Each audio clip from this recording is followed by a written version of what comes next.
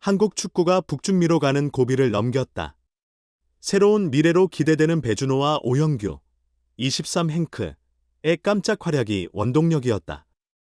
홍명보 감독이 이끄는 축구대표팀은 15일 용인 미르스타디움에서 열린 2026 북중미 월드컵 아시아 지역 3차 예선 B조 4차전에서 오세훈과 오영규, 이재성의 연속골에 힘입어 이라크를 3대2로 눌렀다. 4연승을 질주한 B조 선두 한국, 3승 1무은 승점 10점 고지에 가장 먼저 오르면서 11회 연속 월드컵 본선 진출 가능성을 높였다. 18개국이 3개조로 나뉘어 진행되는 3차 예선은 각 조 1, 2위가 본선에 직행한다. 이날 경기는 나란히 2승 1무, 승점 7로 동률인 한국과 이라크가 B조 선두로 치고 나갈 수 있는 기회라는 점에서 주목받았다. 손흥민의 부상으로 임시 주장을 맡은 수비수 김민재는 승점 6점짜리 경기로 무조건 이겨야 한다고 강조했을 정도다. 문제는 한국 축구가 온전한 전력이 아니라는 사실이었다. 왼쪽 날개인 손흥민이 햄스트링 부위, 허벅지 뒷 근육을 다치며 소집에서 제외된 상황에서 대안으로 여겼던 황희찬과 엄지성까지 지난 10일 오만전에서 줄줄이 다쳤다. 홍 감독이 내놓은 해법은 배준호였다. 요르단전에서 깜짝 교체 투입돼 오영규의 쐐기골을 도왔던 그가 이날은 선발 출전해 공격을 진두지휘했다. 왼쪽 측면에서 뛰는 그의 간결한 터치와 패스에 이라크의 단단한 수비도 힘을 잃었다. 배준호는 전반 41분 오른쪽 측면 수비수인 서령우가 올린 크로스를 감각적인 패스로 오세훈에게 연결해 선제골을 도왔다. 지난해 20세 이하 U-20 월드컵 4강 진출을 이끌며 이름을 알린 배준호는 한국 축구의 미래로 분류됐다. 그의 잉글랜드 챔피언십 2부 스토크시티에 입단해 유럽 무대를 밟은 배준호는 빠르게 성장하더니 대표팀에서도 자신의 가능성을 입증했다. 그러나 이라크는 결코 만만한 상대가 아니었다.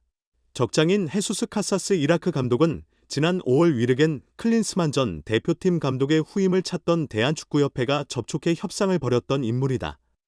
당시 카사스 감독은 한국 축구에 대한 상세한 브리핑으로 높은 점수를 받을 정도로 정통에 방심할 수 없다는 평가를 받았다.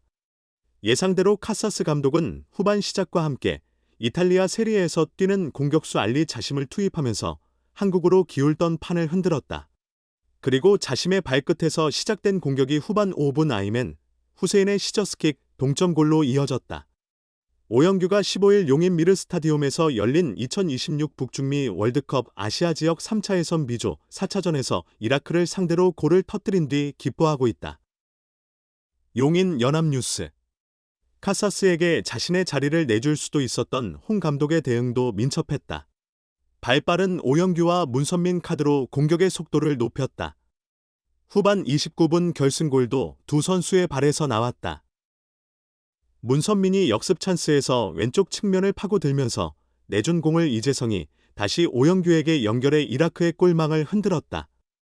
스코틀랜드 셀틱에서 자리를 잡지 못해 올해 벨기에 행크에서 새 도전에 나선 오영규는 A매치 2경기 연속골로 오세훈과 함께 홍명보 공격수 주전 경쟁에 긴장감을 불어넣게 됐다. 기세가 오른 한국은 후반 38분 이재성이 다이빙 헤더로 쐐기골을 넣었다. 한국은 종료 직전 이브라임 바예슈에게 만회골을 헌납했지만 승패는 바뀌지 않았다. 잉글랜드 프리미어리그 토트넘이 센터백 크리스티안 로메로의 이적 가능성을 일축했다. 풋볼 런던 등 15일까지 현지 매체 보도를 종합하면 레알 마드리드가 로메로 영입에 지속적인 관심을 보이지만 토트넘은 판매 불가 선수로 간주하고 있다. 유럽 이적 시장 전문가 로마노에 따르면 로메로의 계약에는 6,500만 유로, 약 963억 원의 바이아웃 조항이 없다.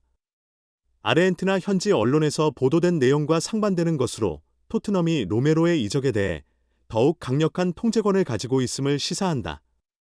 만 26세의 아르헨티나 국가대표 센터백인 로메로는 토트넘과 2027년까지 장기 계약을 맺었다. 그는 2020년 9월 아탈란타에서 약 4,200만 파운드, 약 746억 원의 토트넘으로 이적한 뒤 4년 동안 89경기에 출전하며 팀의 핵심 수비수로 자리 잡았다. 안지 포스테코글루 감독은 로메로와 제임스 메디슨을 부주장으로 선임하며 신뢰를 보였다. 최근 아스널과의 북런던 더비에서 로메로의 실수로 실점했지만 포스테코글루 감독은 그를 감쌌다. 한편 레알 마드리드는 로메로 외에도 다양한 수비수 영입을 검토 중이다. 아스널의 윌리엄 살리바, 레버쿠젠의 요나단 타 등이 후보 명단에 올라 있다. 특히 타는 바르셀로나와 바이에른 미넨도 관심을 보여 경쟁이 치열하다. 토트넘의 오른쪽 풀백 페드로 포로 역시 레알 마드리드의 관심을 받고 있다. 다니 카르바할의 부상으로 인해 대체자를 찾고 있는 레알의 입장에서 포로는 매력적인 옵션이 될 수 있다. 포로는 이러한 관심에 자부심을 느낀다고 밝혔지만 현재로서는 토트넘에 집중하고 있다고 말했다. 토트넘은 로메로와 포로 모두에 대해 판매 불가 뜻을 고수하고 있다. 다니엘 레비 회장은 로메로에 대해 1억 4,600만 파운드, 약 2,594억 원, 나는 천문학적인 이적료를 책정했다고 알려져 있다. 레알 마드리드를 포함한 어떤 구단도 쉽게 접근하기 어려운 금액이다. 이재성 이강인과 호흡 맞출. 이선 공격진 조합이 승부 좌우. 요르단전 눈도장 배준호 길순. 대체 발탁 전북 듀오 문선민 이승우. 다재다능 홍현석 이동경 옵션도. 황희찬과 엄지성의 부상으로 공백이 생긴 한국 대표팀의 이선 조합이 이라크전 승패의 중요한 변수로 떠오르고 있다.